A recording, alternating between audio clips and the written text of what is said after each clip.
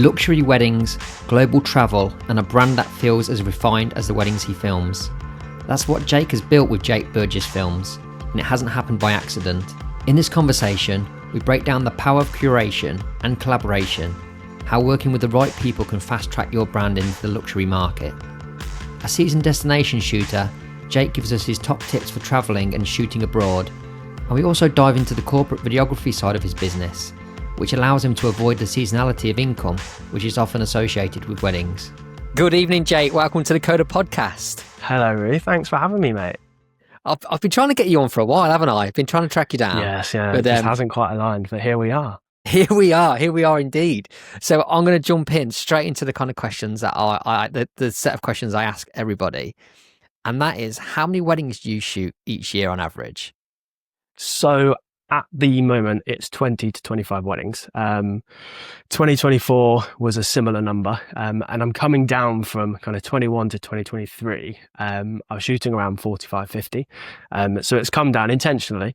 But yeah, 20 to 25, I think it's 23 this season. Right. And that's your sweet spot. But you were saying before that you were shooting bigger numbers. Yeah. So it was kind of a culmination of obviously the post-COVID rush of weddings and postponements, but also just, I never really hit a limit. So I started weddings in 2016.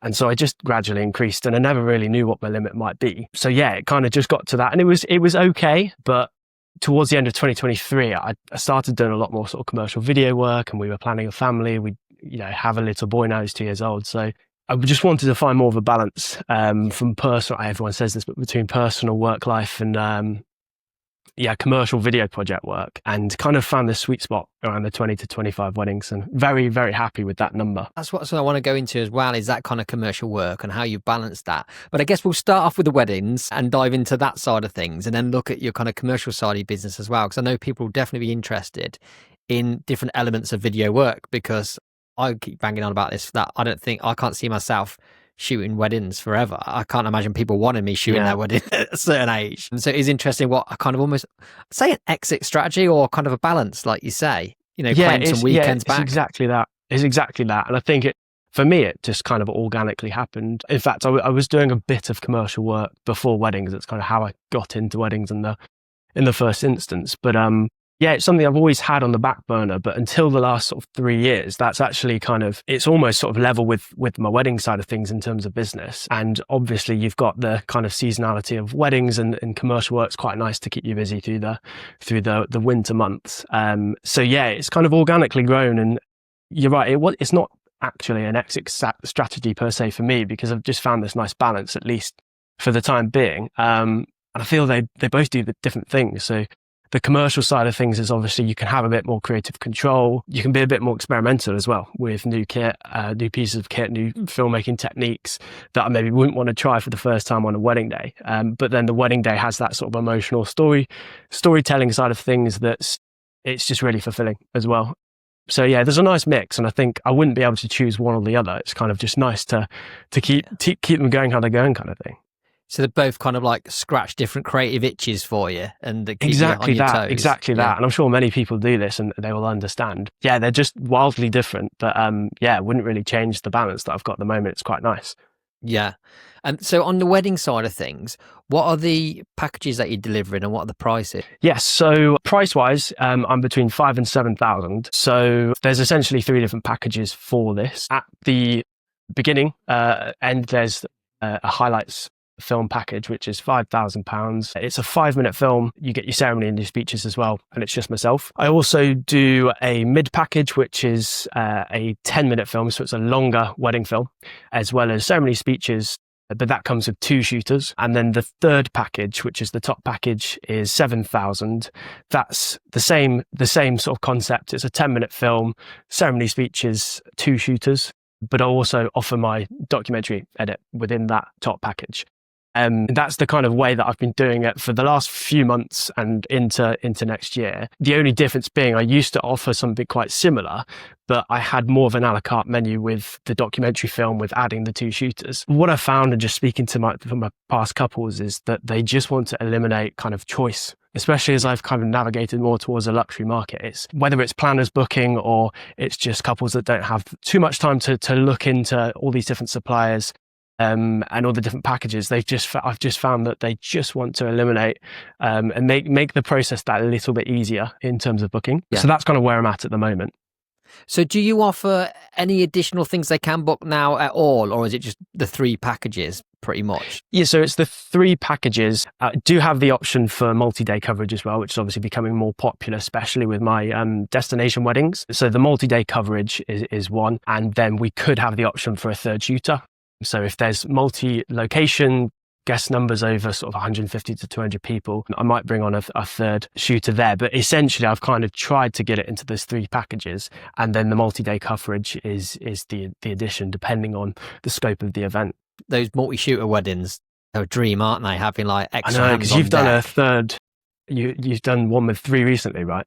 Yes, yeah, I have, yeah. And that was quite different in a way, because we had Alex from Molehill Media who came along, and his role on a day was specifically he set up time code on the bride and groom, so we had them with time code mics on them all day. But then he was also doing like little mini interviews with guests and people throughout the wedding day as well. So he had like a specific role. But just having someone there to like disassemble and assemble tripods, right? Exactly that.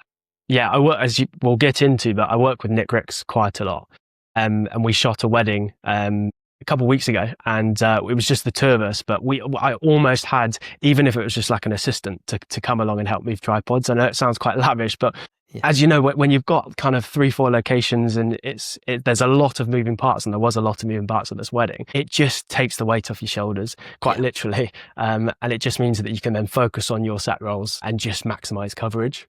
Yeah, 100%. Like, and I just find it fascinating that how the amount of times I'm shooting with a photographer who's got a 2nd photographer there, which, I mean, coming from a photography background, I know it's pretty much, it's not required at all. And it was almost a pain in the ass when people booked a 2nd photographer. You're like, oh, I've got to try and find someone. I've got I've got to edit all their photos. But for video, genuinely, I think it really enhances the package. And it's like massively overlooked by couples, though, I feel. Massively overlooked. I know. And this is kind of half the reason I've incorporated it into those sort of that middle and the top package. I mean, obviously the basis of that is most people go for that middle package. And yeah, I to be honest, I've only shot, I think, 3 weddings this year by myself. I shot my last wedding of the year, Saturday just gone, solo.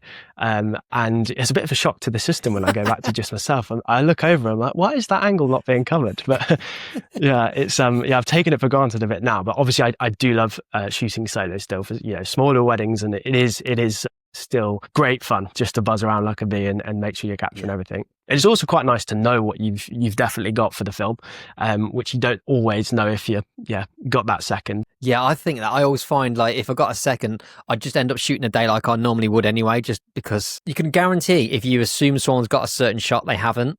So you just have to get it yourself, and then whatever they get is a bonus on top, isn't it? Kind of thing. Exactly that. And it's just maximizing coverage for multiple angles, which is what I love to do around the sort of ceremony and speeches, and just going a bit OTT to a certain extent, but just to make sure you've got that coverage for the emotion and the storyline more than anything. Yeah, and I've definitely noticed that in your work, like the kind of even like the speeches angles are always, I'm thinking, God, he's got like at least 3 really. There's not a safety here. They just feel like proper nicely composed shots, really nice angles.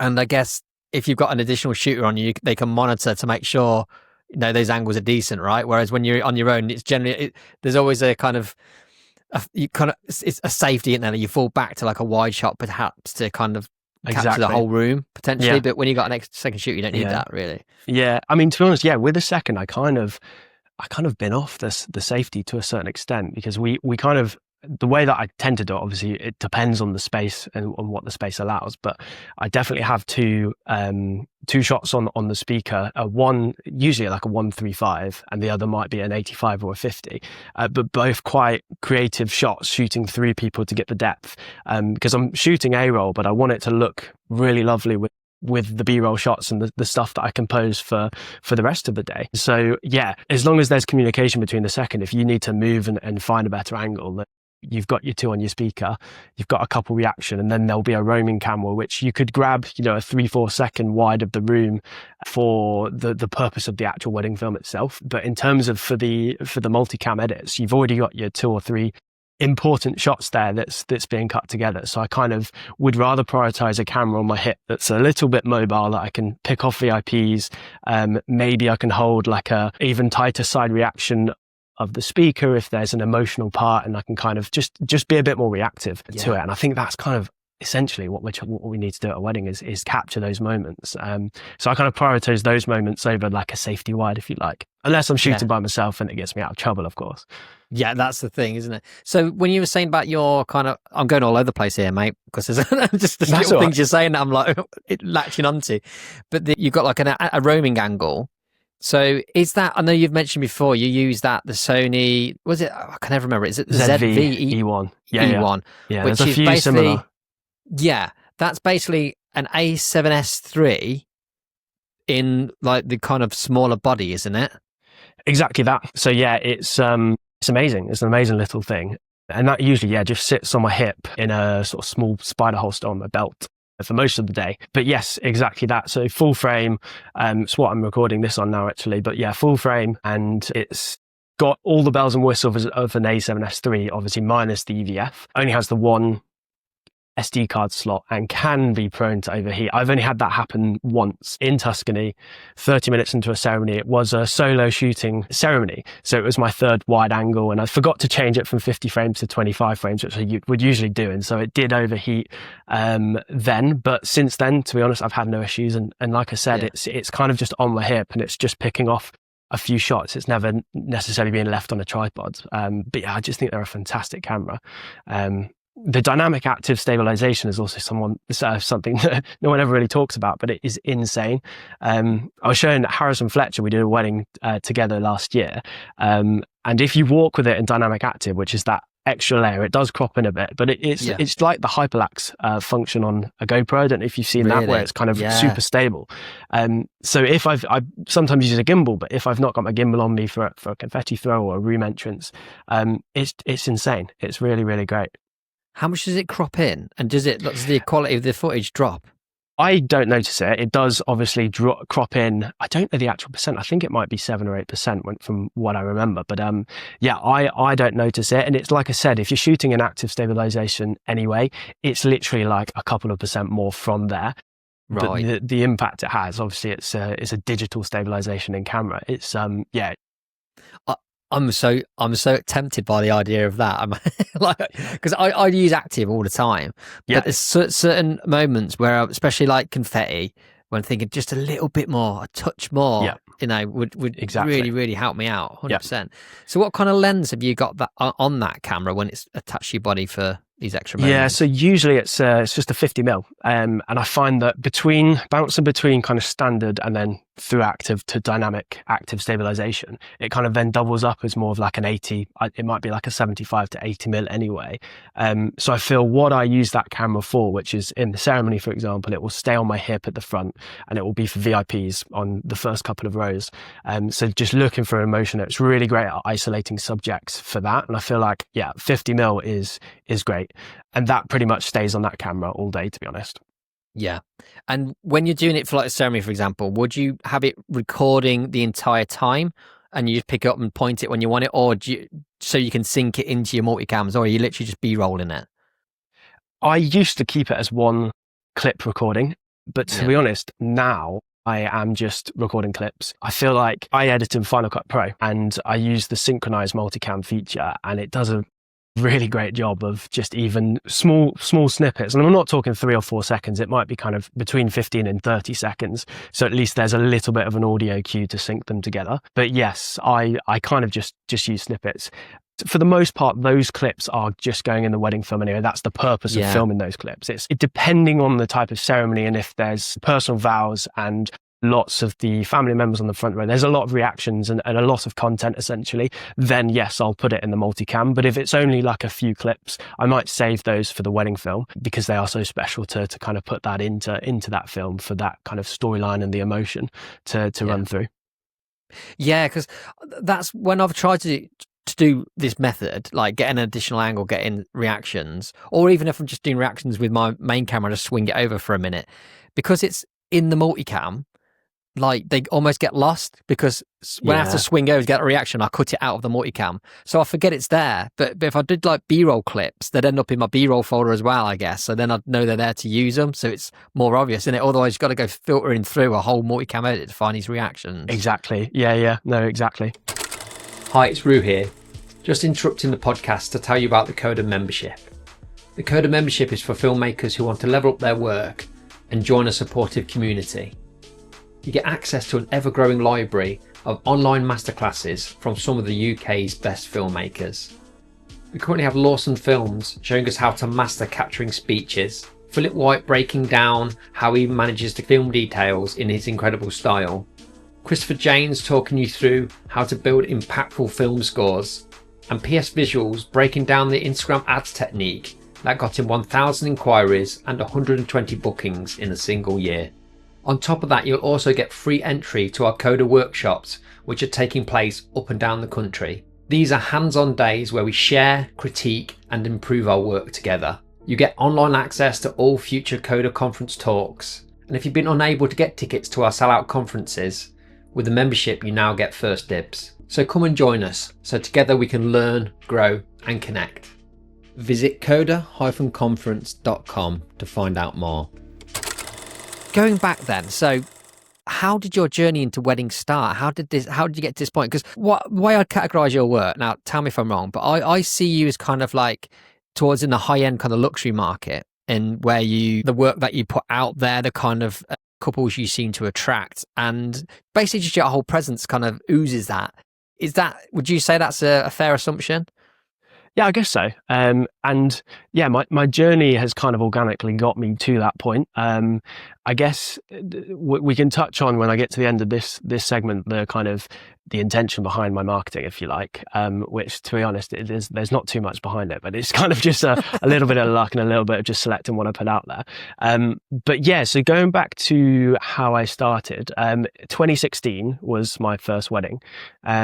As I briefly mentioned at the start of this, I was dabbling in a bit of commercial work before, which started sort of 2011, 2012. To be honest, I was kind of just the weird kid that took a camera on holidays and just annoyed everybody and just made kind of, I guess they were called vlogs back then. It wasn't talking to camera, but it's kind of just like a music video montage of the trip. But yeah, I absolutely loved doing that. And then kind of just dabbled in a little bit of commercial work, whether that was like a local promo video for a gym or a gin distillery, just a few jobs a year. And then 2016, I to be honest, I don't know why, but I thought, well, I'll give weddings a stab. And I messaged all of my friends on Facebook and just said, if you know anyone getting married, I'll shoot your wedding, couple £100. And I got 2 that August. So I went along, shot those 2. And to be honest, I loved it from the get-go. I'm very much just like I just get buzzed from being in a social environment. So I loved that aspect. And I loved kind of just, there could potentially be a lot of processes I could put in place to make things a lot easier and kind of have systems, which is kind of, I nerd out with systems and processes from my previous You like job. me? Yeah, exactly. Yeah. So yeah, went back home and immediately got a Wix website, uploaded a portfolio, and just started pushing things out on Facebook. It would have been at the time, because I don't think Instagram quite had video maybe at this point. So yeah, and then I had 7 weddings the next year from a combination of kind of Facebook friends of friends and local wedding fairs. So did 7 that year, and then did the same thing. And I think it was 25 for 2 years whilst I was working full time, which is a completely different industry. Yeah, went full time in 2019, shooting 25 weddings and working 5 days a week. Almost killed me, to be honest, for 2 years on the trot. That was tough. And so it kind of made the decision a little bit easier to jump ship. But yeah, that's kind of how I got into the wedding side of things. And I guess to get to where I am today, to fast track another 5 years from that point, I guess being in Oxfordshire, and I'm on sort of like, I live super close to the Cotswolds, and there's an abundance of lovely venues, as many people know. I guess location has helped me a lot, with kind of networking, friends in the area, planners that I know, venue coordinators and staff that I know. And that's kind of been a key pillar to kind of allow me to get a taste at some really lovely weddings quite early on. And then I guess I could just be a bit selective from a marketing point of view. and just pushing stuff out on Instagram that I wanted to shoot more of, which I'm sure everyone, well, they should be doing. And you kind of just slowly discover what sort of weddings and what sort of couples resonate with you. And it kind of just snowballs from there, I guess. Yeah, it's really interesting, isn't it? How you can control the direction of your business, and I think you have to be very intentional with it, don't you? Because I have friends that have kind of found themselves stuck in a rut because they're shooting they want to almost step up into a different market, perhaps, but they find they're just doing a cycle of weddings. I feel like there's a price point where you become, if you're of a certain quality, it's so easy to book weddings, but then it's hard to get out of that loop because you're doing volume, and when you're doing volume, it's really hard to then refine down because you're just constantly busy with edits and shooting. And exactly, yeah, you have to almost be brave in a way if you want to step up into a bigger market, to start turning weddings down to then really focus your business. Is that something you found you had to do, or was it more organic, where it kind of drifted where you wanted it to be? So I guess like anyone, when you start getting booked up, and you remember I said I was shooting kind of 45 to 50 weddings for 2 or 3 years on the trot. And so I felt that I could potentially just experiment the pricing if I was, say, 75% booked for the next year. I just push the price up a bit and just then get feedback directly from the number of inquiries and the booking process. It's as simple as that. That's kind of my strategy to the prices. But also, I guess, then talking to planners and thinking more along the lines of what clients' budgets are and what maybe other peers are charging in the industry. You kind of then find your own little sweet spot. And that's, to be honest, all that's really happened. It's kind of a culmination of those two. It feels like years ago now, like when I made the jump going full time, and I like kind of clung on to my day job for so long, mainly because I did like it, but then that security, isn't it? And it is a terrifying step going full time. How did you know that you were ready and that you to go full time and that you could make a success of it? Yeah, I mean, it is terrifying, ultimately. I think that you can mitigate the risks. For example, I was shooting like almost the limit of what I could do without going full time into weddings kind of thing. So, I shot 2 years at 25 weddings. And what I did is I didn't touch that money. I reinvested into kit, but don't tell my wife quite so how much kit I bought in that time. But I reinvested into some kit. But essentially, I had that as a safety net to allow me to go full time. And my work were fantastic, and they let me drop down to 3 days, then 2 days. There was a bit of a handover process for my old job anyway, but I had a few months to kind of then dabble into sort of some more part-time. So again, it was just kind of mitigating the risks and the scariness, I guess, of going full time. But I just made sure that nothing slowed down in terms of posting on Instagram, in terms of messaging all of my friends in the industry, photographers, planners at the time that, knew that I was taking on maybe slightly more weddings in the next 2 years. And that's kind of the way that I did it. But it is terrifying, to be honest. And it was all a bit of a blow when it happens. Mine was the end of 2019, so right before the dreaded year. Yeah. But again, I had that safety net, and I started doing a little bit more commercial work the year prior as well. So, yeah, that's kind of how I approached that. Yeah, that's interesting.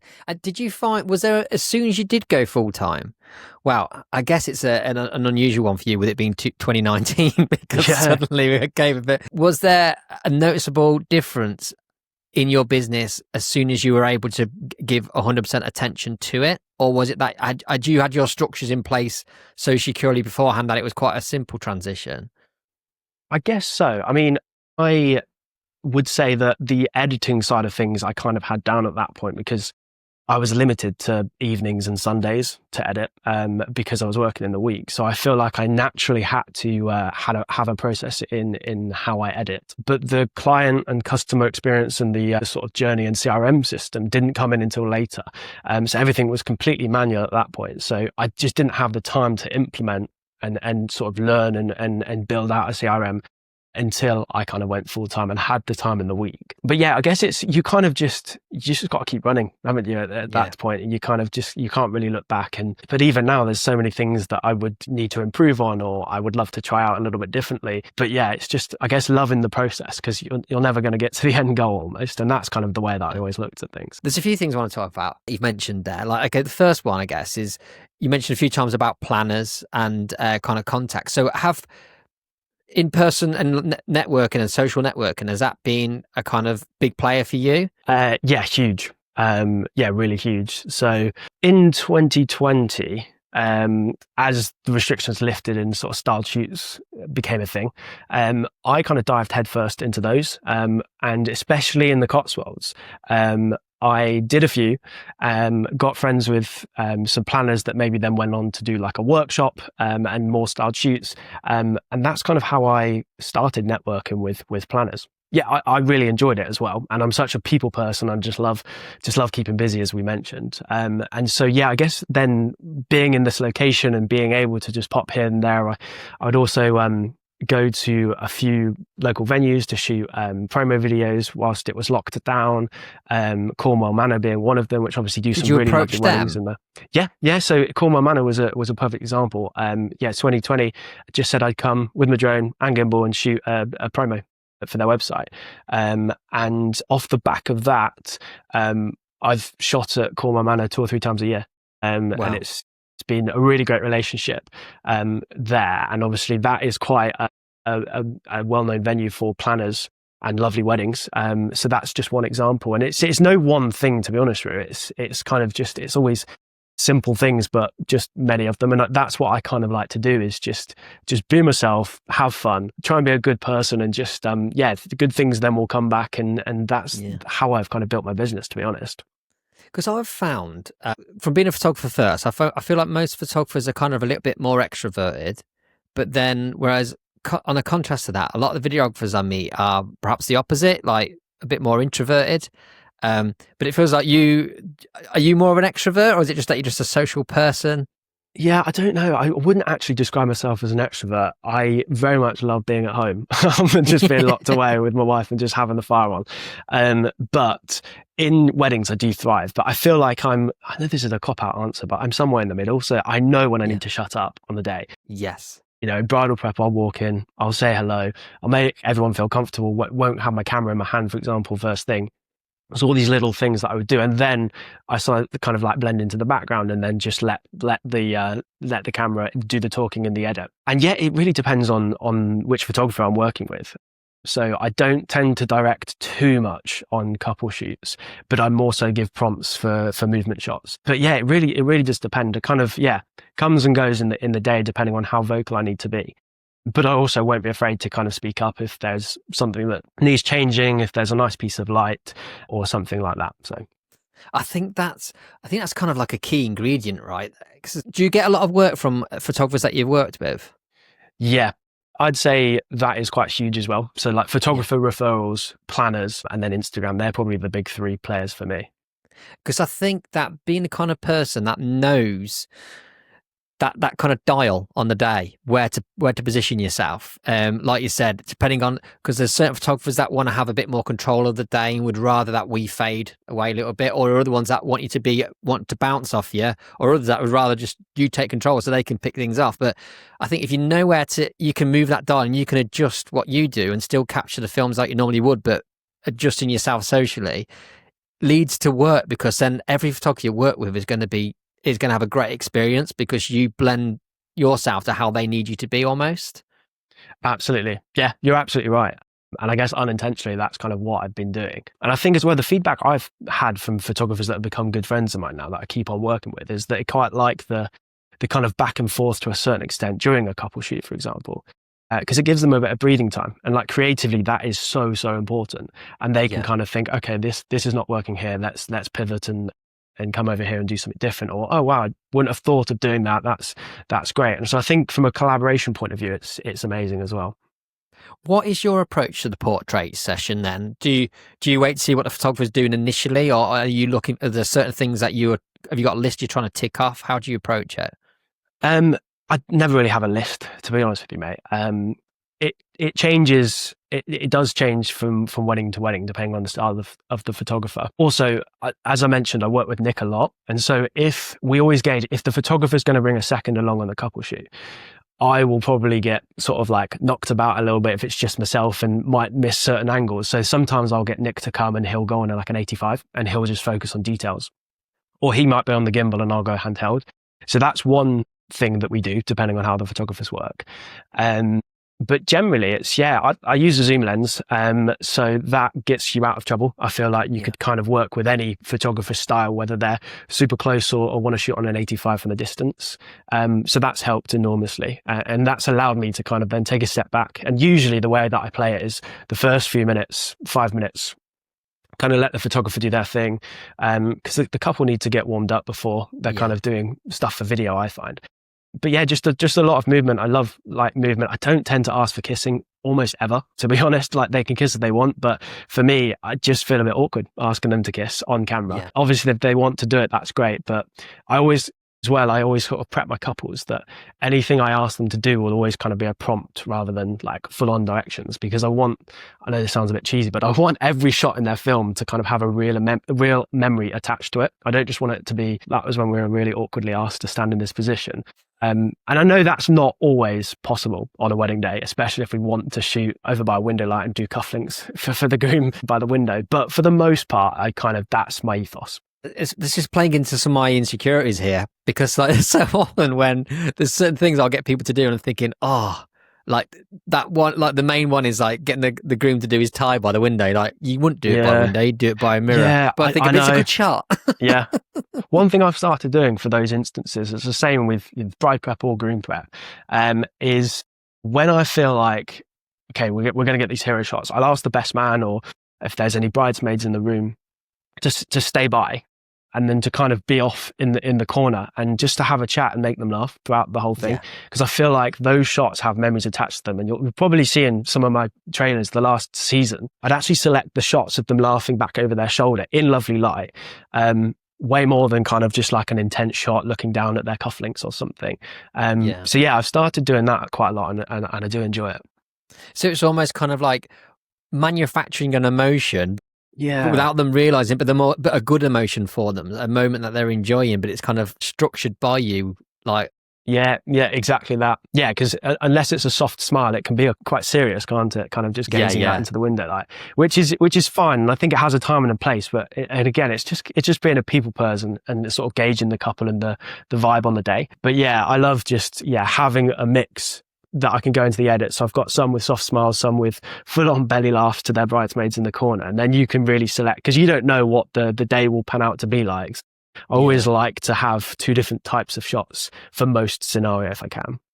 I feel like wedding, like, because I'm shooting now with predominantly editorial style photographers, that kind of photography is very serious, isn't it?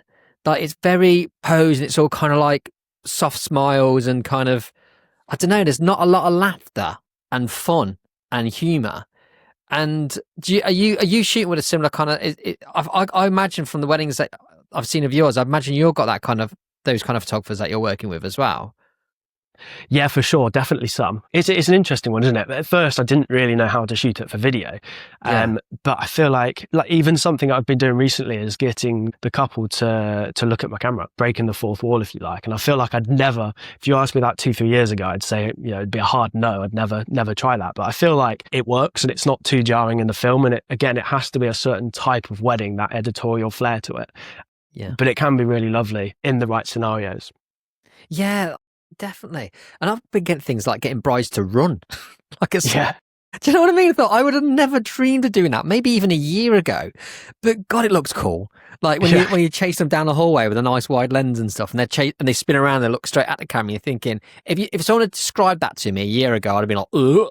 But Jeez. I've done it a few times this year, and honest to God, it just looks cool. I can't explain it. But I feel like we need other people. I've needed other people to have done it before me to see it, to realise that it can be made to look cool. And obviously, it's only certain brides and certain dresses that make it look okay with it, I guess.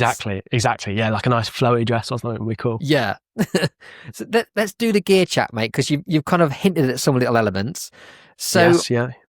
What cameras are you working with, and what lenses are you pairing with them? Yeah, so I am on Sony.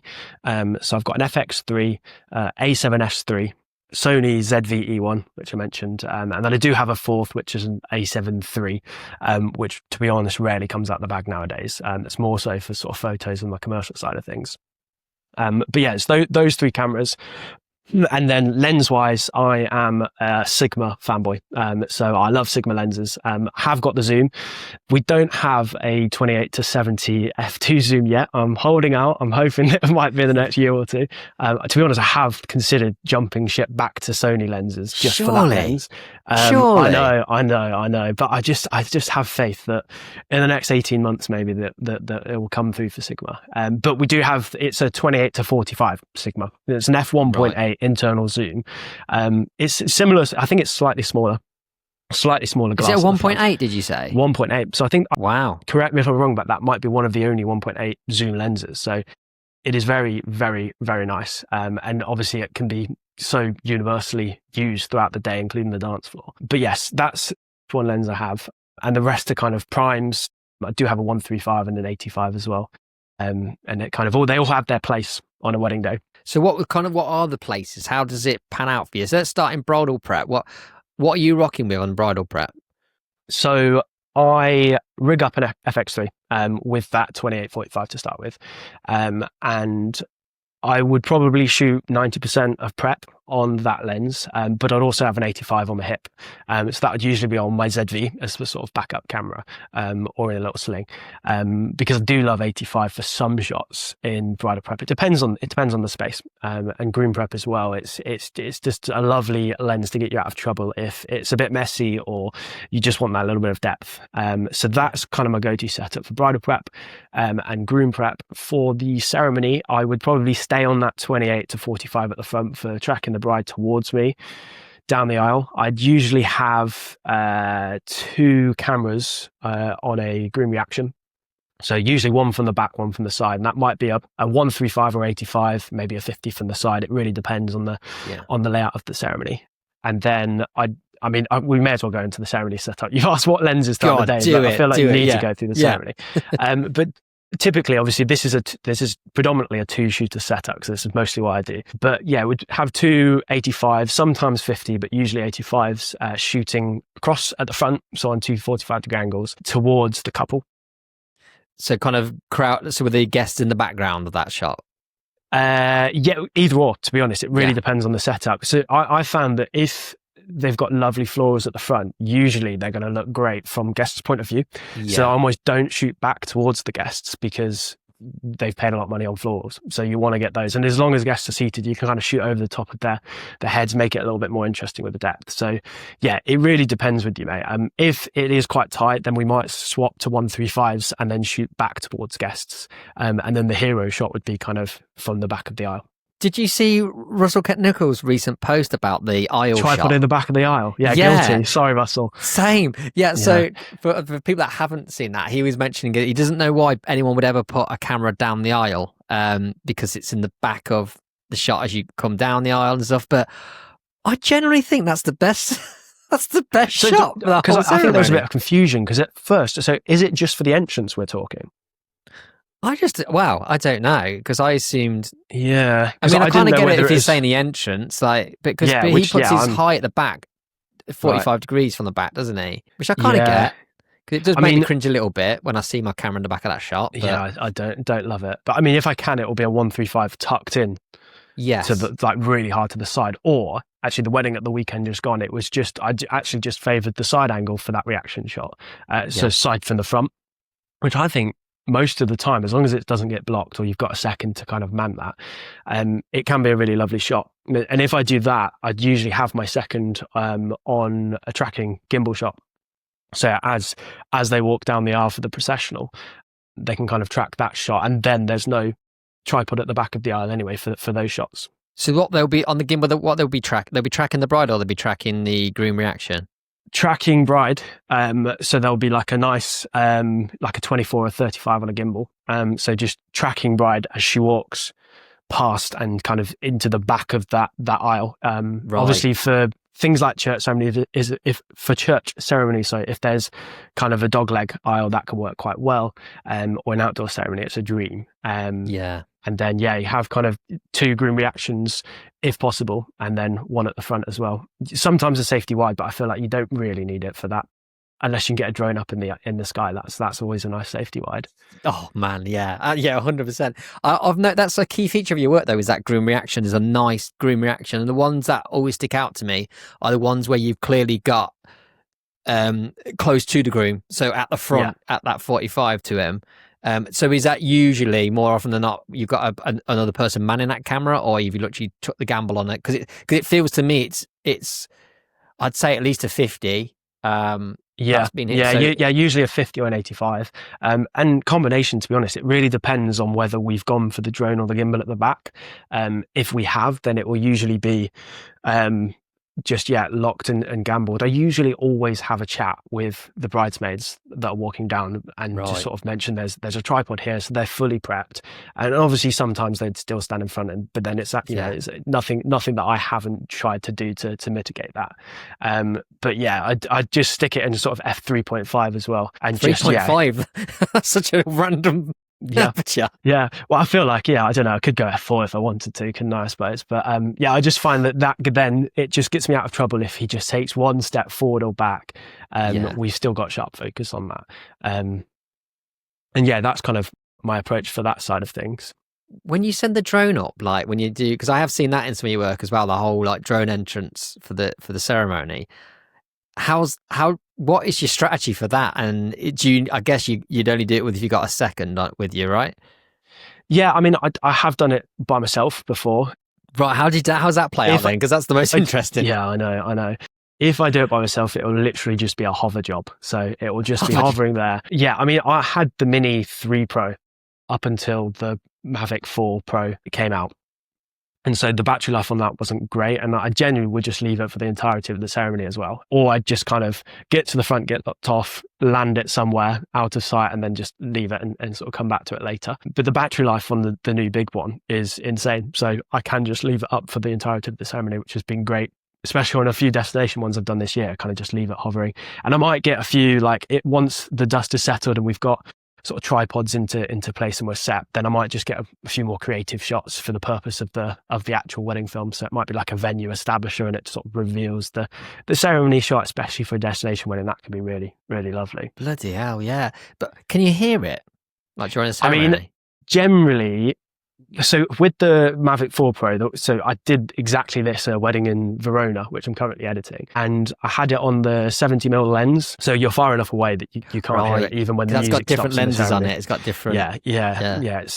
It's really fantastic at that, and it's quite an unusual feels like when they first came out, it felt like a sort of a helicopter dolly shot almost. It was really quite nice to see. But so that the Mini would be fine just to kind of leave hovering. But that Mavic 4 Pro was on a 70mm out the way. I shot a wedding at Cornwall Manor a few years ago with Nick. If he's listened to this, he knows exactly what I'm going to say. But we were all prepped, and he had this really cool top-down shot. It was quite a symmetrical setup for the bride who was entering from the back. And we're all set, and he was manning behind the groom reaction cam. And drone was in place, and he had the control around his neck. And just before the bride walked down, the registrar or the celebrant at the time, I can't remember what she said, but she kind of just stopped the music and just made a comment, and then it carried on. And as she stopped the music, he had the 3 Pro at the time, I think. It was so loud. Everyone kind of went up like this. And I have a photo actually. I'll have to send it over to you. I have a photo because Nick was in the side of my frame and he was like this. Everyone was looking at him. It was just so awkward, but it's fine. He kind of flew it up quite slightly to make it a little bit quieter. So after the kind of ceremony, then how are you playing it with your cameras going into the rest of the wedding? Yeah, so we were talking about lenses, weren't we? So after the ceremony, well, for confetti, it would be a 24 or 35 on a gimbal. Yeah. Track back shot. And then for the most part, for the reception, if I'm working with a second, whoever's primary shooting it, so whoever's not getting pulled for maybe group portraits or couple portraits, would predominantly be on an 85. Really love drinks reception on an 85. And then I always like a mix of different lenses or different tools, cameras to kind of really document the scene. So I always like a wide gimbal, and that might be actually a drone wide as a kind of establisher shot. But also I started kind of moving a camera tripod on a 5mm lens and just really kind of working on the composition and just leaving it for say 10 to 15 minutes, coming back Wow. and moving that tripod. Yeah. And you can capture some really lovely things, whether it's, you know, if you set it up and there might be some garden gains and there's sort of kids playing and you capture some really lovely things. So I've started doing that the last sort of couple seasons, if time allows, of course. Which is nice, and it gives a different perspective. And also, if you've got that kind of ambience and the music, run a shotgun mic on it. You can kind of then have that as the bass in that sort of section of the film, and you can select which track you'd like to, which is great. Yeah, because that's very much like the Will War kind of Exactly postcards. who I got the idea from, to be honest. Oh, was it? Yeah, I posted some really lovely stuff. So same shotgun mic that he uses, the Sennheiser MKE 400. So yeah, it's just hit the composition and then let the stuff do the talking in that composition frame. How do you then integrate that into a film though? Because I love this idea. I also love the idea of like doing, say, for like drinks reception or the different chapters of the day, which I see as kind of like bridal prep. Then you got ceremony, then you got kind of drinks reception, then you've got meal, and then party. Imagine, like, I really like the idea of having like a slow gimbal shot going through those scenes, like walking through bridal prep, maybe through a corridor into bridal prep, and you're hearing all the ambient sounds, and then doing that through cocktail hour as well. But then I'm thinking, how do I then integrate that into the film in the edit? Like if it's a chronological edit, but how are you doing it with your kind of postcards? Yeah, so with the postcards, although I'm filming it as a 10-15 minute clip, it's only to isolate out that still sort of 3 to 5 second clip that I'll use. Right. So it'll be no different to recording a clip. But what it allows is it allows you to then be super selective on. The garden games is one example, because, you know, the like the stack towers or just any of the garden games with like the sacks, you can get some nice reactions that, you know, I don't have time to sit there and try and get someone throwing a hoop and getting it onto the pins for 10 minutes. But if I can leave a camera, then I can capture that moment whilst not missing out on other things elsewhere. Yeah. So it's literally almost a kind of safety recording of it, but you've put effort and time into the composition of it. Yeah. And to be honest, for the most part, it's more so for that audio snippets anyway. So if there's any live music, what Nick and I do is we'll position it at whether it's a string quartet, roaming band, whatever it might be, we'll make sure we've got a shotgun mic on, so we've got some good audio, or plug in if they've got a speaker or a board. We'll leave it for 15, sometimes 30 minutes, the full hour if we've got a battery pack on the F3 recorder that we use. Then we can just then be super selective and just pick a track that would fit in the same sort of key or something to the actual wedding edit. So we've got a little bit more scope in post. So you can bring a bit of that ambient actually into the film and then fade it into the actual music track as well. It's one thing I always try to do if I can, because I feel like visuals are one thing, but if you've got the sounds as well that kind of just completely transport the couple back, I just think there's nothing more powerful, to be honest. Yeah, because I've got that F3 recorder as well. It's a small square zoom recorder, isn't it, to plug into the desk, and I do like it. But my issue with it is I feel like the battery dies on it dead fast, and the battery level gauge is really, you can't rely on it. It lies to you. It's full battery and suddenly it's down to 1 bar. Have you found that with it? You need to get yourself a battery pack on it, mate, with a USB cable. So I've got a tiny one that just straps to the back. Is that what it is? Is that? Yeah, via recommendation from, I think it was Zaid. Nick shot with him, and then I was like, what's that little thing you got on your F3, mate? And I think it was only it was the 23 quid. It was really inexpensive. But honestly, it would last all day. Like I can leave it for hours, especially if speeches are kind of throughout courses. I would just leave it plugged in, just leave it running. And the battery, once you plug it in, the battery signal, you have to have batteries in it, which I found out the hard way, because I plugged in the battery pack at a wedding when I first got it, and then just ceased recording after about 30 minutes because I think it trickle charges or something. But it will just last forever. So highly recommend those. That's what I need to do then, because I stopped using it because I can't rely on it, because it died on pretty much every wedding I've ever used it on. And then, which is great. It's great on a desk feed, but if you haven't got consistent desk feed for every single speech, it's pretty much useless, isn't it? Because you need that consistency of sound. Exactly. Yeah. So you touched on it earlier about your speeches. Actually, before I go into that, so I do notice gimbal quite often in your work. Where are you doing that yourself? If you've got a second, are you kind of offloading gimbal on them, or is that something that you always take control of? mixture of really. So for things like if we do track a bride down an aisle, that would be a second because I'd be at the front. But that being said, I shoot with Nick so often that it just depends on who's where, and we just reverse roles. And on my gig, he might be in bridal prep if I'm doing setup 40 at the ceremony. We do switch quite a bit. But generally speaking, if he's doing that for a gimbal shot, I would then do confetti. He might have the gimbal to do details because Nick is amazing at shooting details, especially on his gimbal. So yeah, he might do that, and then I'd stick with group portraits or the couple portraits. And then yeah, if there's a dance floor later on that wants a nice push in or like a soft parallax to the side or something, we might do it then. But yeah, gimbal's not over. I don't use it a bunch. I use it. I'm very selective as to when I use it. I used to shoot weddings almost solely on a gimbal.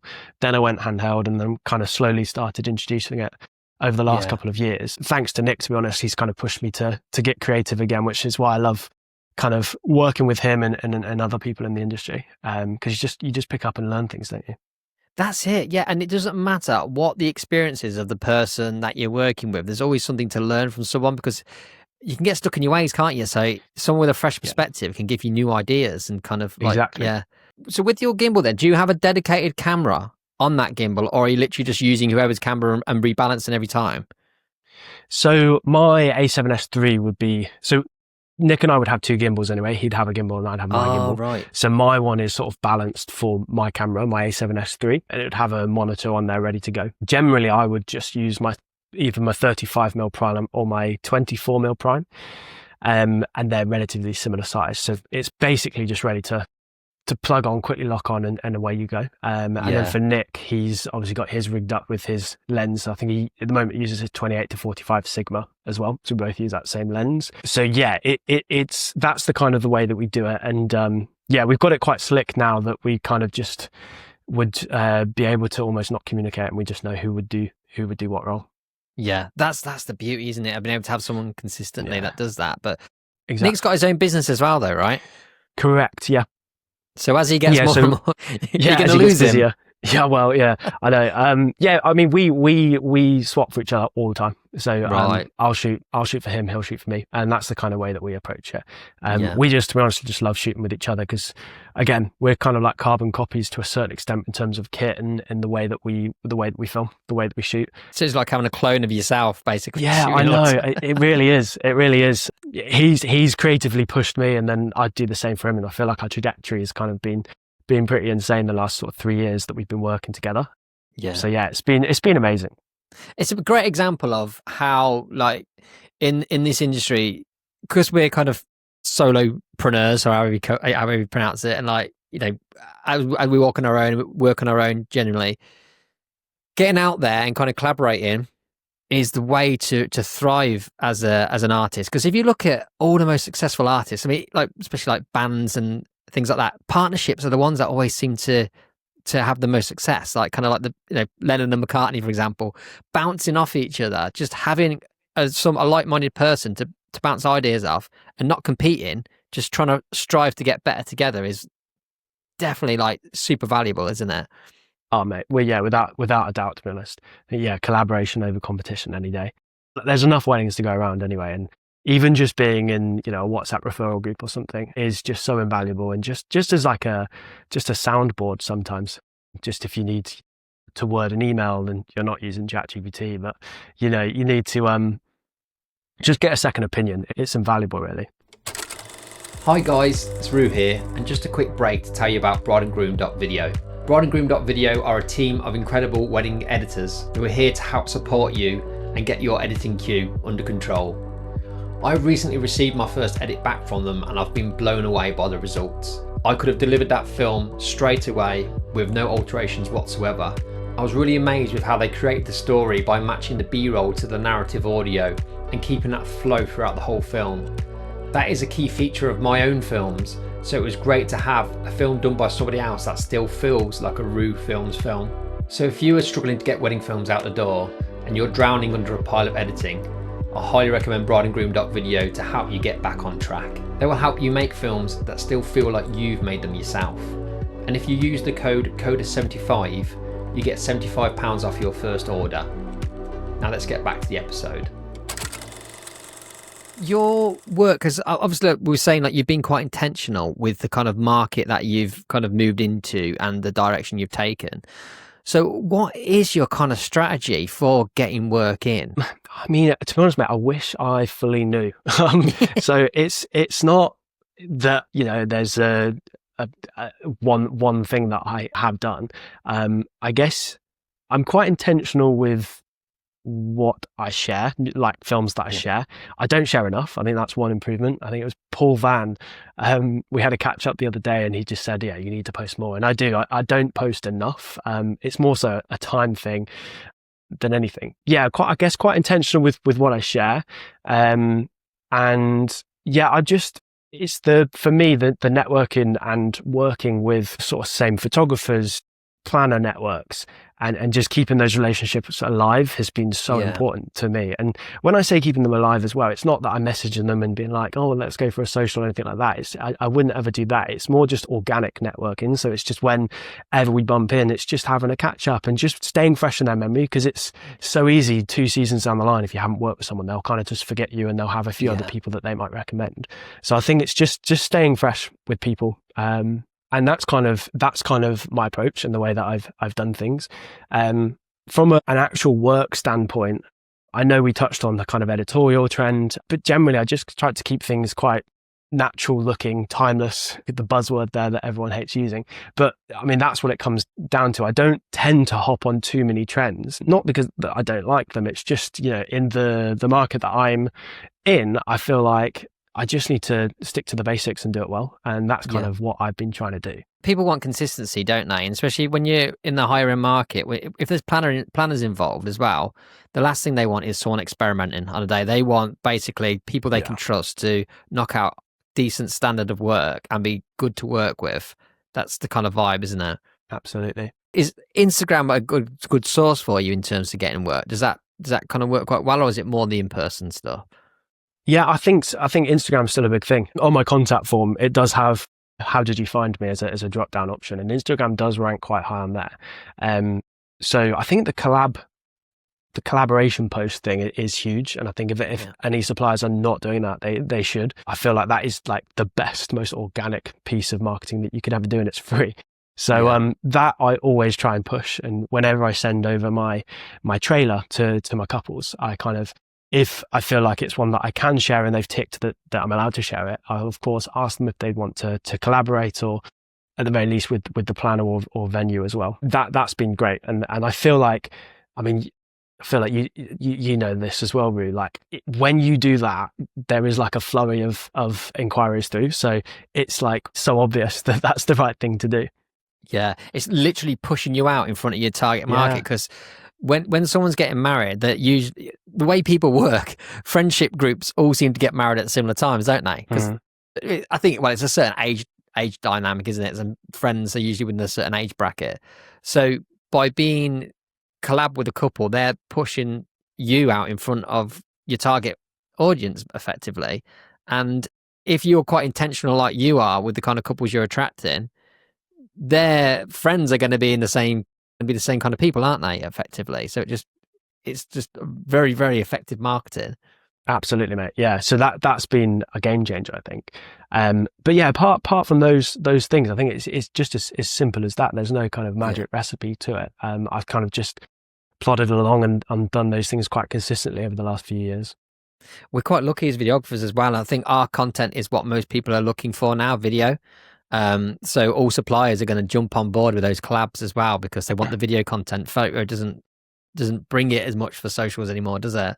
No, exactly. You do quite a lot of destinations, don't you? Yeah, so I think this year, I mean, I used to do kind of like 6 or 7 a year. I think it's more so 3 or 4, I'd say now. I think this year was 4. With the little one, it's tough. Unless we make a holiday out of it, it's tough. As I know you know as well, mate. It's it's not as glamorous as people make out, so to speak. No, it's not a dad life thing, is it, destinations? But I know.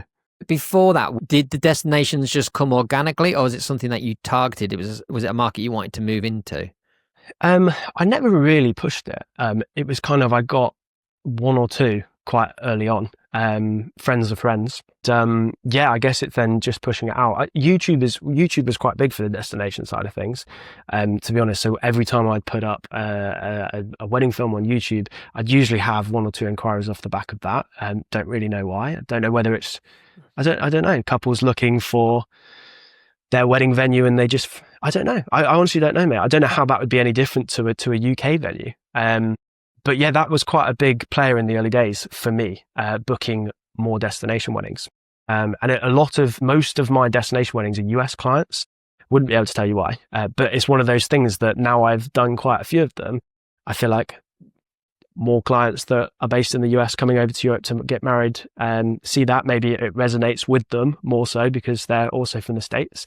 And so, yeah, that's kind of snowballed. What's your kind of like top tips for shooting destinations? Because it's a whole different ball game, isn't it? Like, Yeah. You have to adjust the way you shoot effect based on the kind of gear you can take and just elements like the heat and stuff like that. So what's your kind of like game plan for, from a logistics point of view, what do people need to bear in mind with destinations? So I try and push to get a second to come with me at every destination wedding. I very rarely would do one solo shooting unless it was, a small wedding and they physically just didn't want 2 people there. So I always try to push a second because I feel like, especially in that heat, it's tough. So that would be the first piece of advice. I always book more cabin bag and checked in baggage than I need as well.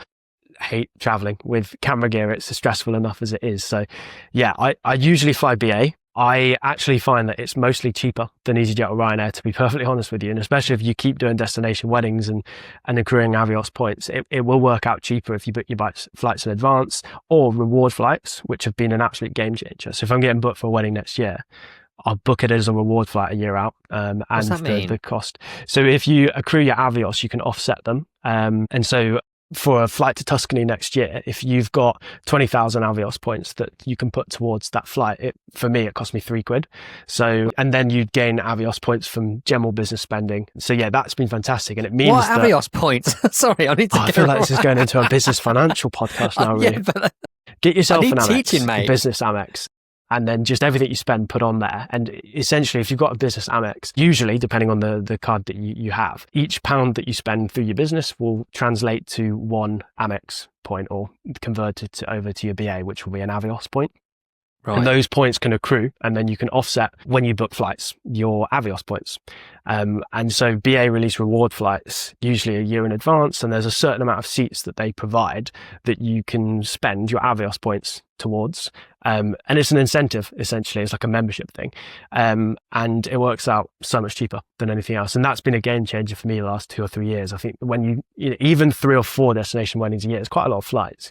And so that's great. And so flying with BA, you get the 23 kilo checked baggage anyway, and you get a larger cabin bag. So it just makes everything so much less stressful traveling. Get yourself a roller case as well. I had the Peter McKinnon backpack, but it was just killing my back going through airports. So yeah, a roller case is a must. I would say I actually pack more, weirdly, for destination weddings in terms of kit. I just feel like there's the fear of wanting something and it's not there. I'd usually have like a redundant sort of Pelican case in the boot of my car in the UK, with extra little bits that I might need, and it's just like the safety, knowing, in my mind, it's a peace of mind to know that that's there in the car if I need it. But you can't do that for destination weddings, so I actually do pack quite a bit and never end up using the second light or something like that.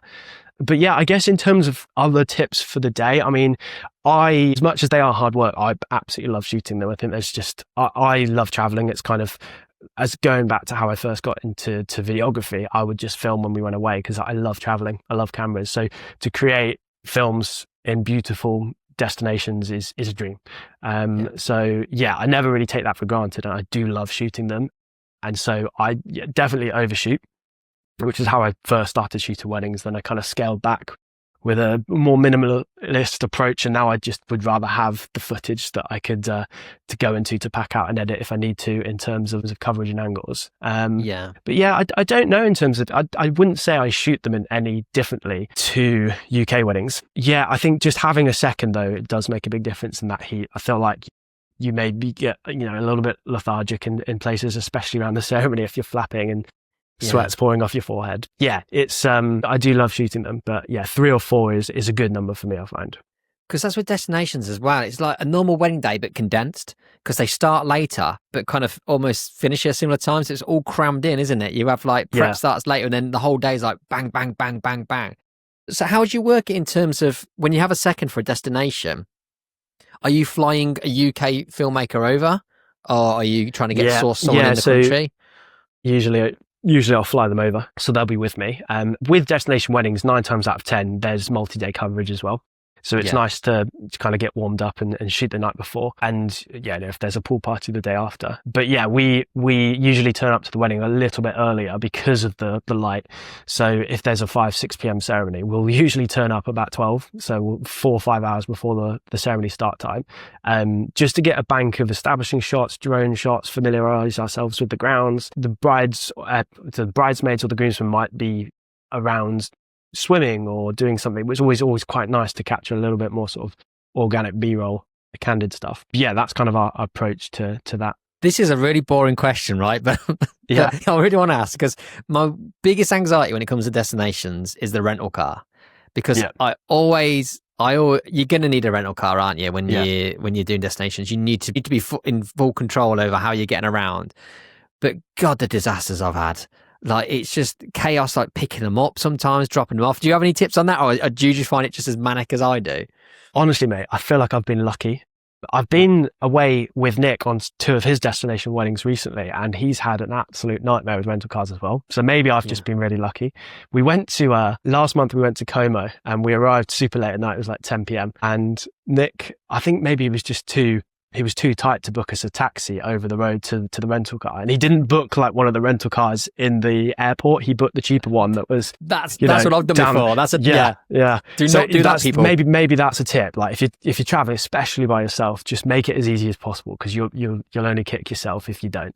And you're saving a few pounds here, but it's really not worth it. No. So he didn't book the taxi, and he made us cross like 2 major roads in the pitch black with 3 suitcases each, and I've got my white shoes really muddy, and it was a nightmare. But yeah, I've been quite fortunate with rental cars, I feel like, because it's been quite smooth to a certain extent. That is such a great tip, because I had that same thing where I saved a couple of quid because you get them, they're off site. You have to double check, because sometimes it doesn't say that, like you pick up from the airport, but what it actually is, they usually give you a shuttle. So a shuttle takes you to this place.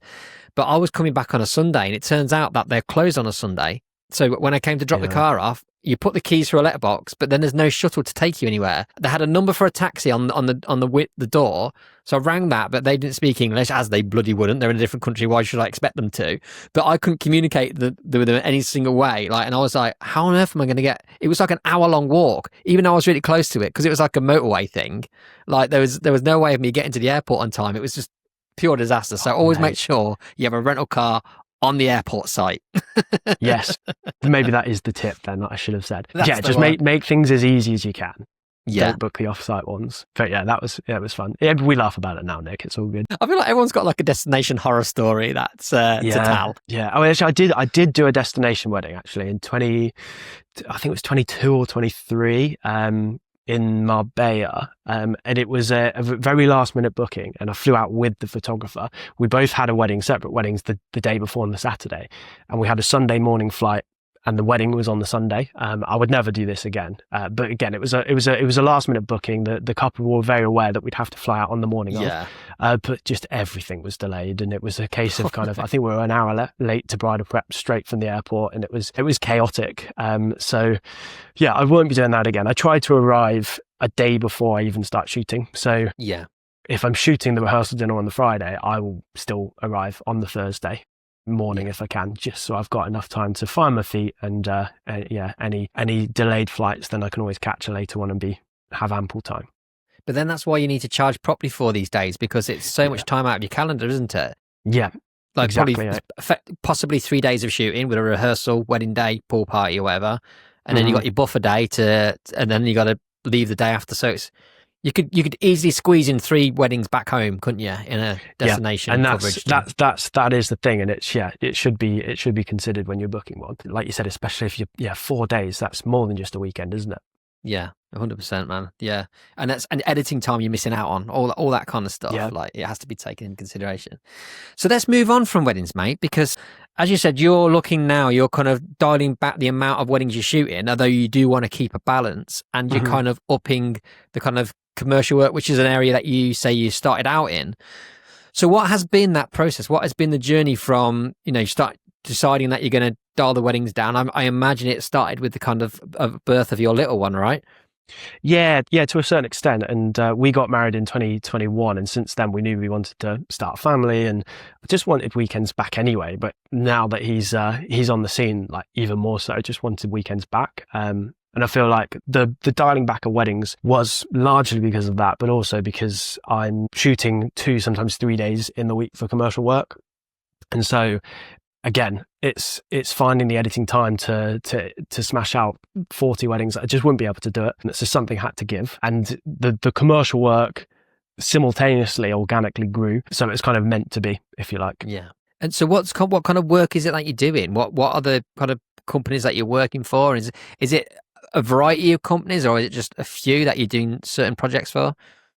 Yeah, I was speaking to my wife earlier, kind of prepping for this, to kind of have her describe what sort of commercial work I do. And we kind of struggled, but I guess to a certain extent, we described it as kind of country, like luxury country lifestyle brands and personalities, if you like. So I won't go into details on who the clients are, but I have 4 or 5 clients that work quite regularly with me per month. 2 of those clients is 1 day a week, and so I've got some influencers that I work with, and it's primarily social media content, so it's vertical reels essentially. But also I work with a few brands quite regularly to produce content, some brand films that come up. So I do shoot some brand films for various different clients, kind of one-offs. But for the most part, at the moment, I've got 4 clients that are kind of not on a retainer per se, but they're on kind of monthly rolling content that I produce for them. And that ranges from kind of talking to camera stuff, just really nice B-roll stuff, to kind of informative educational videos. It is quite varied to that extent, but it's all kind of locally to the Cotswolds. It's mainly in the Cotswolds, but Cotswolds and Oxfordshire, which is where I'm based. And that is super important to be able to get there and back in a day for shoot days. But yeah, all quick turnaround times as well. So are you doing all the editing for those projects as well? Yes. Yeah. So usually a full day would translate to roughly a full day of editing as well. Yeah. So it's, typically I would do kind of like a 4 to 6 hours is the typical shoot day length. And then it would be similar sort of coverage, similar sort of hours to edit that coverage time the next day. So I could maybe, if I woke up early and squeezed it in before lunchtime, I could get onto a ceremony edit in the afternoon kind of thing. But generally speaking, each day would knock out the next day for editing in terms of commercial shoots. So it's something to navigate with my editing workflow. Yeah. But I guess, like, do you have that in mind then when you're taking on your seasons of wedding work? Because how does that work in terms of balancing the two? Like your calendar, I mean, so how do you balance your calendar for the year, knowing what wedding days you can book to then make sure you've got enough time to... I mean, I pretty consistently have a Tuesday as a definite commercial shoot day with a client. And so Tuesday and then a half or sometimes a full day of editing on the Wednesday. In terms of weddings, I try to book 3 a month, and so I have 1 weekend of a month. This is obviously through the busy period of May to September. And yeah, I guess it's just finding it. To be honest, mate, it's just a game of Tetris, and that's all it is. Just piecing it together as I go. I always try and push back and make sure I have at least 1 or 2 days a week to focus on my wedding editing, because it's too easy to be like, oh yeah, I'm free, and I just pop, and it's only a 2-hour shoot, but really it's the full day that gets knocked out. So there's a bit of give and take, but generally I feel like, at the moment I've got the 4 clients. I just passed the 5th one to Nick. So again, we work together quite a bit on the commercial side of things as well. So he's taken one off me because it was a bit too much in terms of just the communication, the editing and the admin. But yeah, it's kind of, there's a bit of a sweet spot with those at the moment. But yeah, it's just naturally kind of organically grew to this point, and I love doing it as well. As I said, it's very varied to weddings, and it allows me to just do different things that can kind of go hand in hand with weddings in terms of trying out new techniques or trends, which is always fun. So what's the expectation from these clients? So if you're doing a shoot with them on the Tuesday, are they expecting an edit done the next day? Is that the kind of turnaround they require? No, I say within a week. But with these clients, like, they've all become quite good friends of mine over the years. I've worked with them for about 4 or 5 years, most of them now.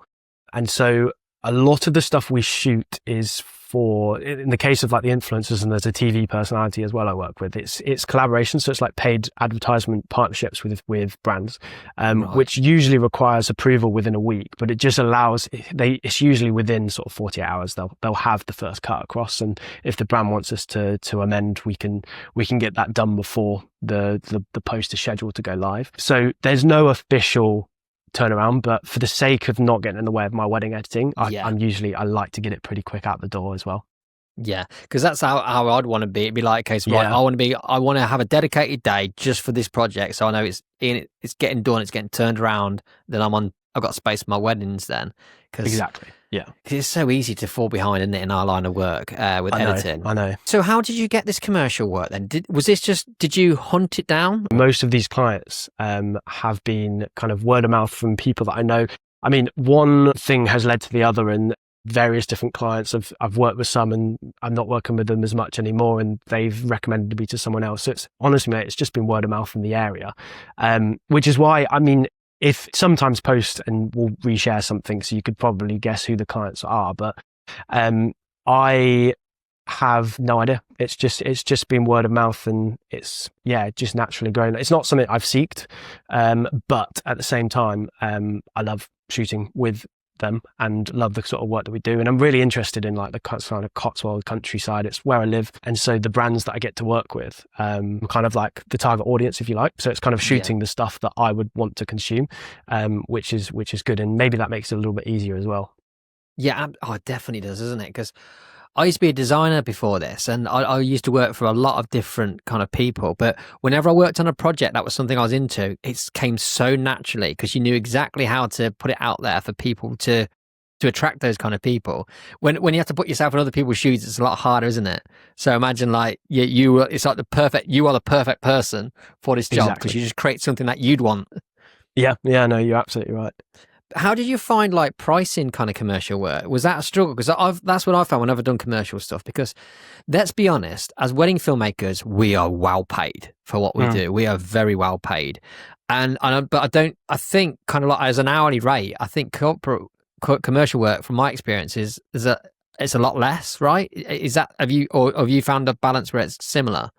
No, generally I would say it is a bit less. I feel like with the wedding side of things, you're paying for that brand to film your wedding, and we're exclusive in that we can only be taking on a certain amount of weddings a year because there's not 2 of us, right? So there is that. And with the commercial work, I mean, project wise, it is like I could have 2 shoot days that are full days, but one shoot day I could be banging out 25, 30 reels, which requires way more than maybe it's just like a couple of YouTube videos that are just 10 minutes talking to the camera locked off on a tripod. So there's a little bit less in terms of the editing. So the scope of each project is quite varied, but I mean, it's generally between sort of 800 quid for just a few edits, maybe a half day, to sometimes 5-6 grand for like the bigger projects that might be sort of a few days. It obviously depends on the scope of that work and kind of the turnaround times as well, and who's involved in other brands. But in terms of pricing, it was a bit of didn't really know where to even start when I first started doing it. And I feel like I became good friends with one of my clients, and we kind of had a bit of back and forth with what would work for them from a pricing point of view. And that has helped immensely to kind of position ourselves with other brands and what's to be expected within the industry. Because it was a bit of a minefield at first. Yeah, because that's the thing, isn't it? We can get a gauge from other wedding filmmakers where we need to be or where we want to be, but with commercial work, you don't really see commercial kind of videographers with you don't see their prices out there. You can't just go and do research on people's websites, can you? Really? So it's hard to know.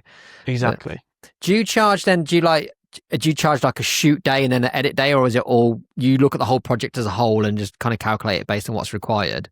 So for the longer term clients, so the full clients that I do regular stuff for, that's like a rate that we've negotiated to produce X amount of videos, and there'll be like a half or a full day rate. But generally, I will actually ask for, and I think this is kind of normal in the commercial side of things, for if a new client or a client with a slightly different project comes forward, I'll ask for the budget from them specifically, because although I will have a half day or a full day and there might be an editing rate, I've had gigs where I've brought on a couple of extra people, I've hired additional lighting, I've had to get like an actual actor in to model. So there's always like different layers that you can add, and I could shoot something for £1,000, I could shoot something for 10 grand. It doesn't mean I'm going to get paid more. It just means that I can provide way more value to that commercial client. Yeah, so it kind of does vary from that side of things. And that took me a while to get my head around at first, especially coming from weddings, because that's not really the way things work. I guess if someone said, oh, I want a 30 grand wedding, you could just be like, all right, well, 10 filmmakers come along, we'll hire some lighting and stuff. And yeah, it'd be a little bit easier, wouldn't it? But yeah, so that's the kind of way that I would attack project from a commercial side of things. But yeah, generally speaking, I have kind of a half day or a full day rate that's negotiated with the client, and then there's like a per video output fee on top. And so that generally covers the edits that's needed. So for some of them, we archive, like we have Dropbox folders with all the individual clips, and we can dig back into seasonal content each year, which is because they want to be posting the seasonal content at the beginning of October, but the leaves haven't dropped yet. So we're usually shooting stuff like a year in advance, which is a strange one to get your head around. Yeah, it's good fun. It's very varied.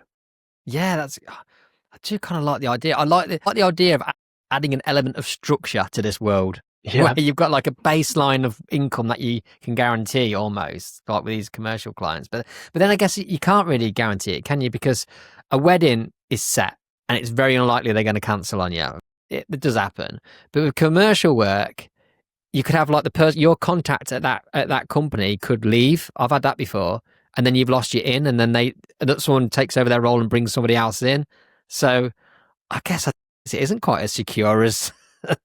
That's the thing, and to be honest, mate, most of the commercial work, it's literally 3 or 4 weeks in advance it's booked, so it's quite last minute in terms of if you're used to weddings. I guess on the good side is that it's usually busier, at least for me, especially through the winter, through those off-season months and the seasonal content. So I shoot a lot of stuff for Christmas and Christmas campaigns for various people. That's the thing to unlock in our job as in weddings, is trying to find that income through those kind of quieter months, isn't it? For sure. That's like that's the secret that we're all trying to just unlock. You mentioned before that because you started shooting quite high numbers when you still had a full-time job, and you had to put like a process in with your editing, so you had to be kind of like slick and have a structure. Has that structure kind of remained the same, how you kind of piece together your edits? And can you talk us through that? Yeah, I guess to a certain extent it probably has. So yeah, the way I edit in Final Cut, so the general process is once I've filmed a wedding and I've backed everything up, I'll fire all of the footage into the program, and then I'll attack the ceremony and speeches multicams first. Once I've done those, I then drop all of my B-roll into a linear timeline, and that's how I personally cull, is I go through the linear timeline and sort of just select my in and out points from there. Once the B-roll's all done, then I'll start building the audio. So there's no visuals at this point. It will just be selecting the tracks and dropping them into a project with the audio that I've selected from my multicams, and then I'll build the skeleton of the film, and I would then change the tracks and use film score and all the keys to cleverly kind of have the peaks and the troughs in the track to suit where I want them to be, and not just following the tracks. That's something I do spend a bit of time doing. So like the multi-media film score exactly that. Exactly that. That's been a bit of a game changer for me as well, as I know a few people have been loving that. So that's kind of the way that I do that, and then it's just a case of putting the B-roll footage on the top. So yeah, I guess that is kind of a very simple version of what most people do. That's what I've always done. But I'm very much a linear kind of timeline sort of person. I love the magnetic timeline on Final Cut. It really does speed up my workflow. I have Nick edits in Premiere Pro. I think he's started to move to DaVinci, but he's always on at me to move and jump ship. But it works for me, to be honest, and I'm so quick in it. And I feel like I'm not at the limit of the software, that I don't really see the reason why I should learn something new. In your deliveries, I think you mentioned it. It's always pretty much one film, right? It's just in varied lengths depending on the package they have, but it's only one film you're delivering, isn't it? Yeah, but only recently. I used to do the 2 split film structure that most people tend to do, so the highlights with a sort of longer feature. But I spoke with a few previous couples, and generally they're quite similar. It's just a longer version. And for me, the highlights film is obviously the 5-minute film in my case, in my package structure. But if they want to have that longer film, that sort of, I say 10 minutes, but usually it kind of stretches to 15, sort of undersell, over deliver. But when we got married ourselves, to have a 15-minute film and then just to have a 5-minute film, I'm always going to watch the 15-minute film. And it's almost like I don't know why I put myself through the edit to make a condensed version of that 5-minute film. So that, and the feedback was quite similar from my couples at least. So I kind of ditched the 2 together and then just offered a short film and then a slightly longer film. And that's kind of what I've been doing for the last sort of 18 months, I'd say. What was the uptake on that when you changed your packages? Did you find that you were booking less, or did it just stay the same, or did you get more? To be honest, I would say everything's relatively similar. With my old package system, it was pretty much the same. It was a highlights film, and then when you booked the middle package, if you like, you had the feature with the highlights film as well, which most people went for. But most people are still going for that 10-minute film anyway. Yeah. So I wouldn't say it's effective. I'll get the odd booking that comes through at the highlights, which, to be honest, is quite nice, because to edit a 5-minute film now and again it's really lovely. But I love editing the longer film, and just, again, going back to like the drinks reception parts of the day, having just actual chapters to a film, like actual breaks in the audio, and then it comes in with a new track and it just has some breathing time. I personally just love editing that sort of style of film. It's just, from a creative point of view, I just really could just sit and spend 6 hours in a row at my laptop kind of going through that. I have found the exact same thing, mate. Like, because my structure at the minute is like the 10-minute and the 3-minute. But I feel like that 3-minute film is almost redundant now, because I wanted it for myself, for my website, for my promo. But people aren't watching 3-minute films now. They won't. What sells us as our portfolio are these like kind of 60-second Instagram reels, right? So I feel like the better combination now is to have a 60-second and a 10-minute. And what separates us with the changing dynamic of video as well, what separates us from content creators is this long form. So it's almost like, I feel like we need to almost double down on our longer films and make them longer and provide more value that way, which is how we're going to separate ourselves from content creators. Couldn't agree more with that. And that's probably exactly why I've done what I've done, because I still offer, so with all my packages, I don't shout about it, I don't list it, but I do deliver a trailer for every wedding. And that's anywhere between 60 seconds and 90 seconds anyway. And so that's quite similar to, it's half the length of what their highlights film would be. And I feel like because of the way that social media is moving, everyone wants more and quick fired shots. And so in that trailer, I'm probably putting in the equivalent number of shots that I did sort of 3-4 years ago that I was put into my highlights film.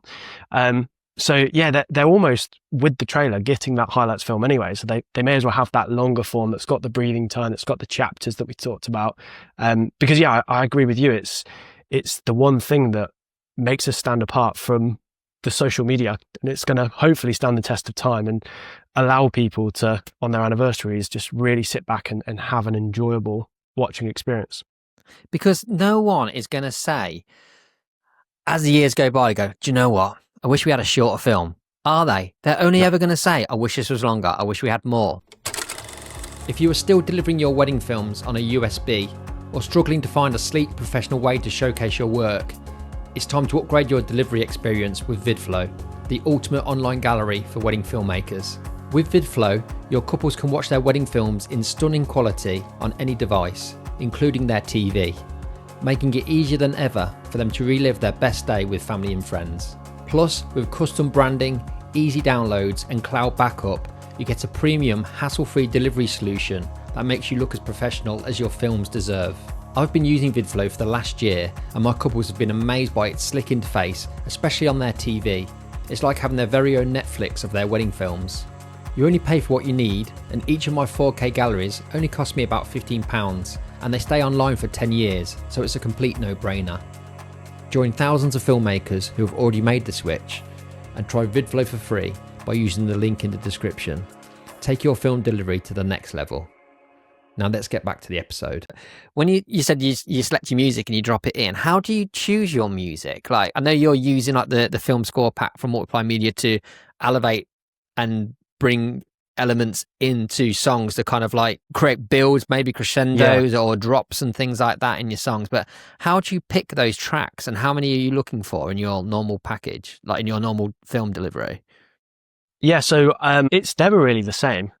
But what I try to do is if they've had live music in their drinks reception, I might start there. So I might look for a piece that I'm going to use for that section, that chapter of the day, and then find out what key that song has been played in. And then hopefully try and use the key finder one. I use Musicbed and I use Artlist.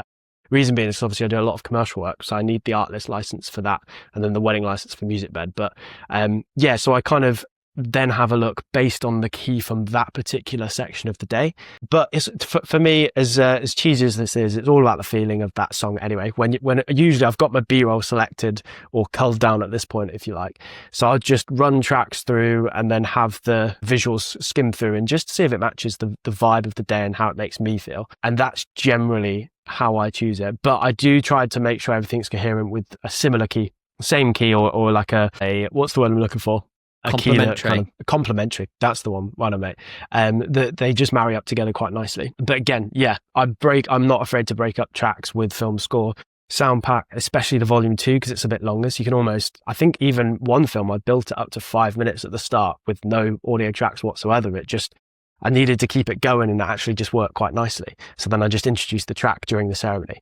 So you had like loads of pads from the pack that you're using to build up your own music, and then it's really good fun actually, and you can take it too far and you kind of have to just rein it back in a bit and remind yourself you're supposed to be a wedding filmmaker and not just the next Mozart. Anywhere between 3 and 4 tracks, I'd say, mate. So usually 2 tracks to get me to the drinks receptions. That might be a morning preparation and a ceremony track. If there's live music in the ceremony as well, if I can incorporate that and it's not too jarring, if it's just strings, then sometimes I even layer something underneath with the ambient from the ceremony. And then drinks reception, either ambient that I've recorded or we'll kind of introduce something that seems fitting. And then 1 or 2 to finish it. So 1 or 2 for the sort of drinks reception into the wedding breakfast, and then usually like to bring the energy up for the party if it feels right, and sort of drop into something same key but completely different and more energetic. So you having to go on this hunt every single time fresh for each film, or do you ever kind of like reuse tracks? I'm not afraid to reuse tracks because I would never want to, if a track is really great, just because I've used it on another wedding film, I wouldn't want to kind of not use that for the sake of this couple that I think it would suit them really, really well. I would, wouldn't be scared to use the same track, sorry. But I do actually really enjoy selecting music. I know it can drive people up the walls, but I quite like it. And I guess because I'm only shooting smaller numbers now, I can afford to spend a little bit longer to choose the perfect song. I have the app on my music app on my phone as well, and I kind of just, when I'm out and about, even in the gym sometimes, I'll just listen to stuff and just save it and just as I go favorite things, which the app's been a bit of a game changer for kind of on the go stuff and streamlining it. But I do enjoy the process, to be honest, mate. And it's in the workflow at a particular point where I've kind of seen the visuals, and so I feel like I need to see the visuals again before I can kind of look at music. Yeah, and then just get the songs that are going to perfectly fit the way you want that story to flow, kind of thing. I mean, I just find it the hardest bit ever, like finding the right music tracks. And I find for my longer films, I have kind of set ones that I know will work, and I can fall back on if I need be. But that's because I'm going for this almost like longer film, which is almost template based, and then the shorter film. But as I'm going to perhaps evolve to that package that I said about before with a longer film and then like a 60-second, I think I'm going to need to be a bit more unique with those longer films and put the value in them. And that's basically what I've done, Nate. It was very much a case of templating the longer and then being a little bit more creative in that highlights. But now I get really excited when I just have that one longer film that I can really spend like a bit more time on getting some music that's amazing, that excites me in the edit. And I think that goes a long way, and it's just more fun for us, and I think then we're better serving our couples. Yeah. Your doc edit, that's in one of your packages, like the bigger package. What is that? Is that literally kind of what people would call raw footage? Is that just B-roll with natural audio, or are you putting music on those as well? Yeah, so it's I used to call it a keepsake film, but yeah, it's essentially just the raw footage, chronological order timeline with, I don't put music on that. It's just natural audio, just cleaned up and delivered. There's no ceremonies and speeches on there because that is the sort of multicams that they'd be getting anyway, unless they would like me to, in which case I have done it a few times. But yeah, it's essentially just the B-roll into a watchable format. I think I've said this a few times on conversations with people I've had on here, but when I chat to people that I've delivered that raw footage to, I think that's their favourite thing. Yeah, I know. I feel like you need the feedback one time, just one couple, just to say, we love that. And then you can kind of then fully understand its value, because until you get that feedback, for us, it's like, well, that's not where all the magic happens. That's just, straight out the camera kind of thing. That's the boring stuff, but it has the most emotion attached to it. And I think, just need to remind yourselves about that. Yeah, but I think that's the direction I'm taking. I want to try and bring a bit of that raw footage magic into the longer edit somehow, like letting clips play out with more ambient sounds, more conversations, less prettier stuff, but more kind of real things. I think that's a kind of good direction to kind of take, isn't it? For sure. Fight against the content creation kind of phase that we're going through at the moment. Yeah. I think that's a tool we can dip into. And I feel like, this is kind of like, I guess, filmmakers that I look up to and who influences me. But there's so many amazing, incredible people that are doing it that I see on Instagram all the time. Kind of just that blend between the artistry, the beauty shots with that authentic realness. And then those mixed together is just, I just absolutely love it. And I think you've got Toby Films that's just been smashing it recently, if you haven't seen him already. Runaway Vows, Will Sarmiento, like all these people just doing incredible, incredible things. And it just inspires me to that's why I've kind of implemented it into my workflow in my own way, because it's a real and live event. And I feel like if it does rain or something happens, and I had a cake fall over when the bride and groom were cutting it, I think it was a couple seasons ago. And it was just hilarious, and obviously judge it based on the couple's reaction, but that went straight into the film, and it was just, I followed it, hit the cake on the floor, camera went down, and then panned back up to the reactions to the guests, and it was a messy shot, but in the context of that film, followed by the beauty each side, it worked really well, and I really enjoyed it. It was great feedback from the couple, and I feel like that's one thing I want to implement, more real and sort of raw moments, I guess, taking that inspo from those doc edits. Kind of bloopers, like, yeah, I always get so many couples asking me, "Oh, are you going to put the bloopers in the film as well?" And like, usually there are no bloopers, are they? But like, implementing little elements like that, couples are going to love that, because wedding days are a cacophony of different emotions and different kind of feelings. And I feel we as filmmakers can almost be guilty of trying to pigeonhole every wedding into a certain format and a certain feel. Like, going, we want this to have slow piano music on it, no matter what the vibe of the day. But the beauty of your wedding is that it's so many different emotions, and trying to, as filmmakers, tap into that and portray that is where the real craft is, isn't it? Absolutely, mate. Yeah, for sure. I've got like two questions that are kind of related. So you got married in 2021. Yep. Did you have a videographer? Yeah, of course. And who was it? We had the OG Adam Wing. Nice. Sound. Yeah. And he just got married last weekend as well. He did. Yeah, he did. And the Lawsons shot that. It looked amazing. Yeah. God, that's a bit pressure, isn't it? Or wing his wedding. But no, Adam smashed it. We had 24 people at wedding, super small. Got married in a castle up in Scotland. My wife is half Scottish, and we kind of just ran away. And it was super relaxed, but it was like an incredible day. And again, when we got our footage back from Adam, it was that longer film that we were just like, wow, this is the sort of, I think it was like 15 to 20 minutes. This is the one that we watch. And although the 5-minute one is the pretty one, it's all like we did some like clay pigeon shooting the day before with the boys and stuff, and he was there for that. So it was like, just transported us back to the event. And it kind of, changed the way that I saw weddings moving forward, having been through it myself. But yeah, Adam smashed it. Because that's going to be my follow-up question. Like, what effect did it have? What impact did it have on you going forward, being filmed yourself? Is there anything you changed going forward? It would have probably changed anyway, but just more emphasis on the VIPs at weddings. So for me, we had a small wedding. And so we were fortunate in that almost everyone that came to the wedding featured at multiple points in our film. And so I was like, oh God, if we had, 100 people, I might not have had that person in the film as much or at all. And so it was when I started asking myself those questions, that we were fortunate enough to see those people in our films, that I kind of then started making more of an effort to document people with that ZV on my hip in the ceremony, or during the speeches if there's people that are referenced. So I think that was, for me, and any children or sort of like grandparents at weddings, I need to get multiple shots throughout the day of them, because it was so special for us to have those moments documented as well. So yeah, I'd definitely say that kind of shaped the way that I create my films nowadays. Was there any kind of like wake up calls from a kind of customer service point of view? Because I think, do you know, I can't even imagine what it's like for couples now. I can't remember what it was from my experience so long ago, but like getting kind of questionnaires from everybody flying in all at the same time.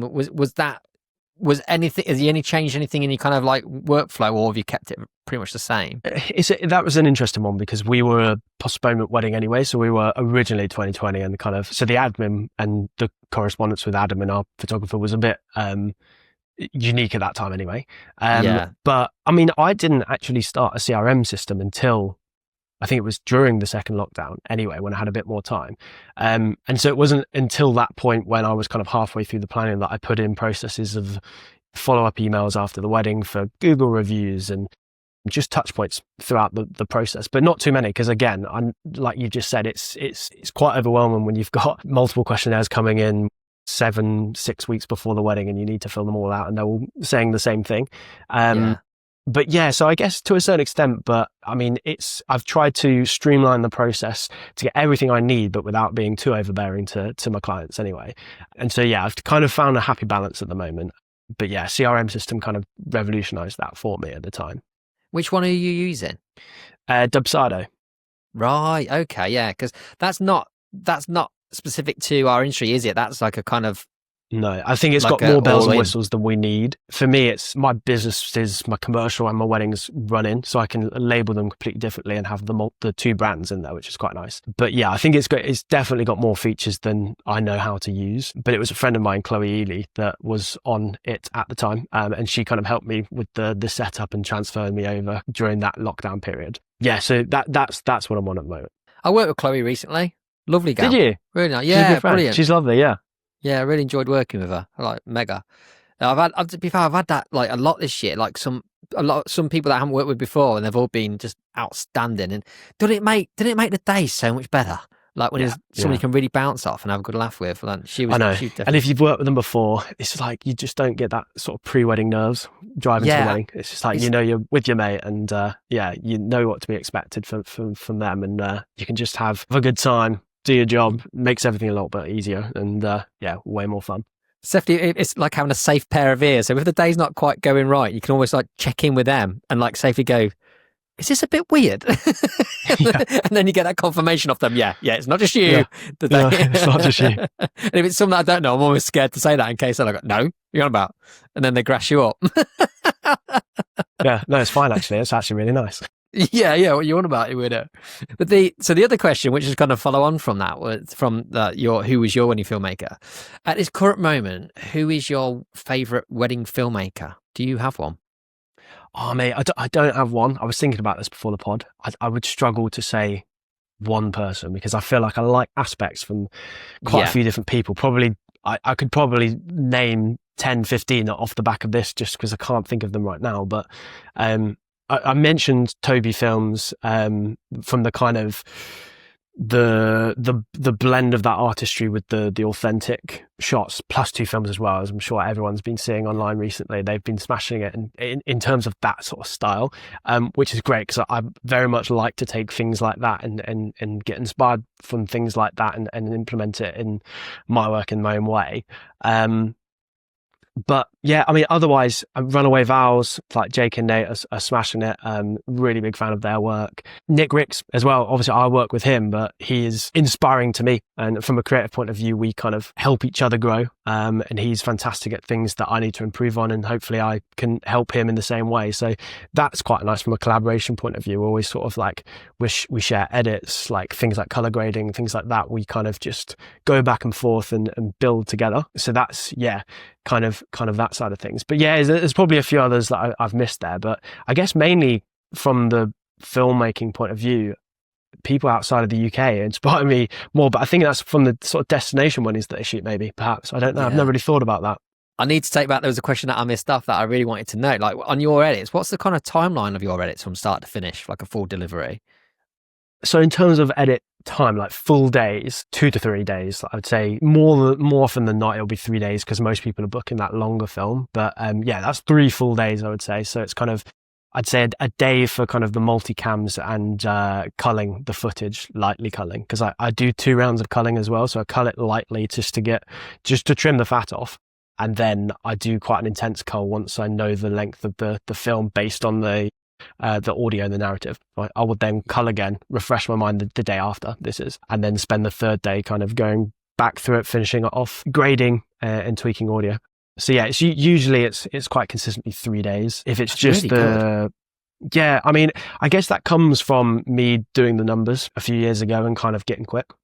And again, Final Cut, I'm very quick in there. The magnetic timeline, the linear timeline is great. And yeah, I like to stick to that. And the commercial work as well obviously keeps me quick, fresh through the off season. So I'm kind of just constantly on it. But to be honest, I wouldn't have it any other way. So, but a full day for you, how many hours is that? What hours are you working? My day, probably, I don't know, 8:30. I'm behind the desk. Obviously I've got a little one that gets up early, but 8:30, and then I work through till, well, I like to go to the gym at about 4:00. Even though I work for myself, I go to the gym at the busiest time of the day, and I always forget it. But it's because my old work friend, I gym with him after his work hours. I should, yeah. When he's not gymming and I'll go at like 11, I'm like, why don't I do this every day?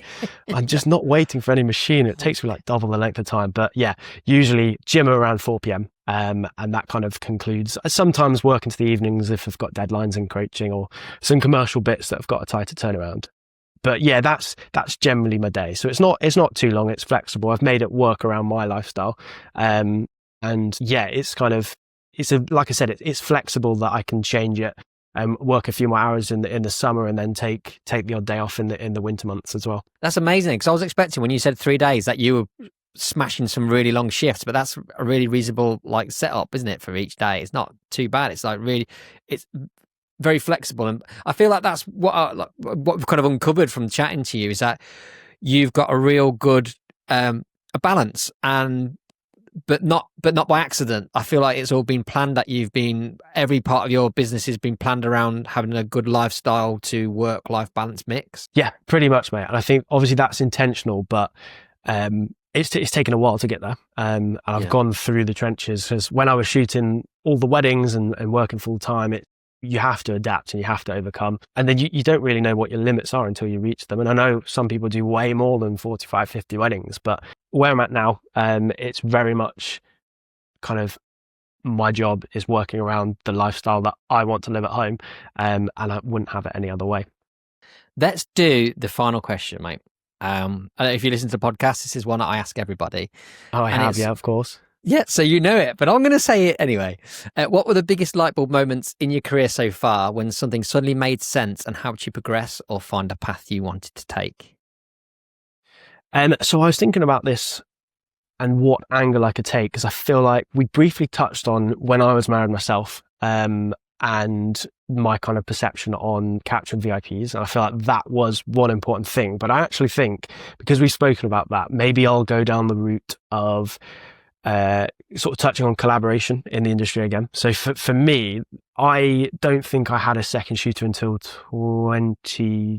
end of 2022 season, potentially 2023. I could be wrong there.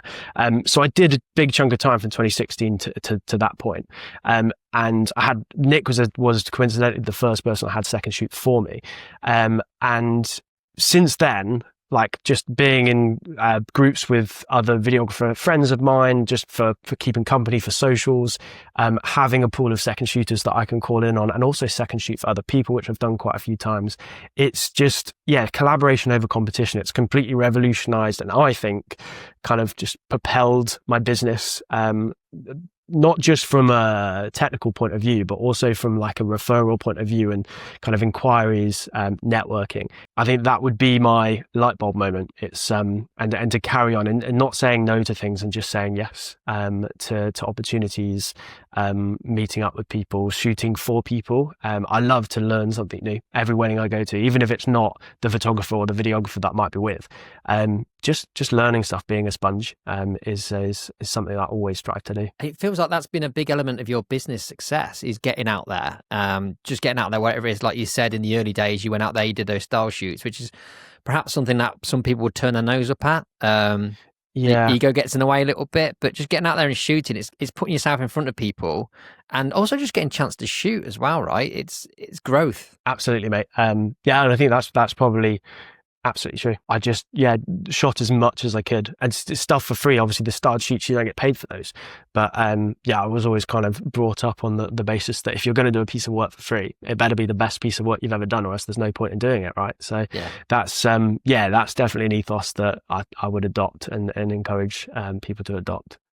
And in terms of collaboration and that being a big element for you, would you have any like kind of tips for people out there on how to kind of like foster that and encourage that and to kind of build a community around them? Yeah, just putting yourself out there to start conversations, and just if you've got a spare bit of time on a wedding day, which is a rarity, talk to the hair and makeup artist, because it does go a long way. I find, like, even from them commenting on your Instagram post and resharing it, you just never know where that might lead. So just be a nice person and just don't say no. Thank you for listening to this episode of the Coda podcast. To find out more about the other educational resources we have on offer, including our annual conference and yearly membership, please visit coda-conference.com.